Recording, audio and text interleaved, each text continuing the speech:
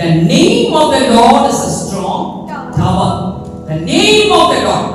யாரெல்லாம் அதற்குள்ளே போகிறார்கள்? நல்ல கவனிங்க. You need to go inside. வேதம் சொல்லுது கர்த்தருடைய நாமம் பலத்த Durgam.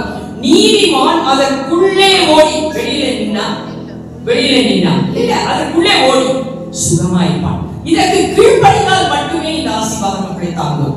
The Bible says, for everyone the gospel is preached. For you it is preached, for me it is preached. எல்லாருக்கும் சுவிசேஷம் அறிவிக்கப்பட்டதே. ஆனால் அதை கேட்கிறவர்கள் விசுவாசம் இல்லாமல் கேட்டபடினாலே அது அவர்களுக்கு பிரயோஜனப்படவில்லை.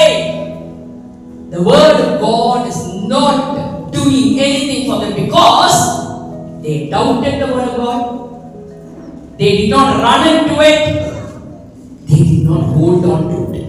Pathila, we need to hold on to the word of God. We need to hold on to the word of God.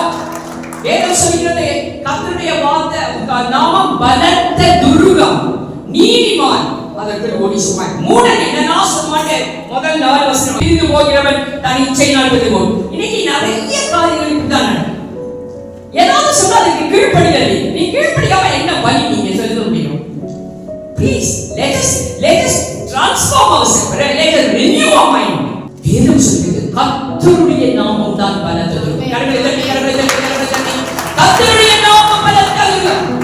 நீதிமான் தான் விழுந்து மூணு நல்ல துன்மார்க்கர்கள் தீர்ந்து போகிறவர்கள். நீதிமான் தான் கர்த்தருடைய வார்த்தையை நமதுக்குள்ளே கடந்து போகும். யார் கடந்து போவாங்க? நீதிமான் தான் கடந்து போகும். அல்ல தட்டுவது அசட்டை பண்ணுவது வார்த்தைக்குள்ளே கடந்து போகும்.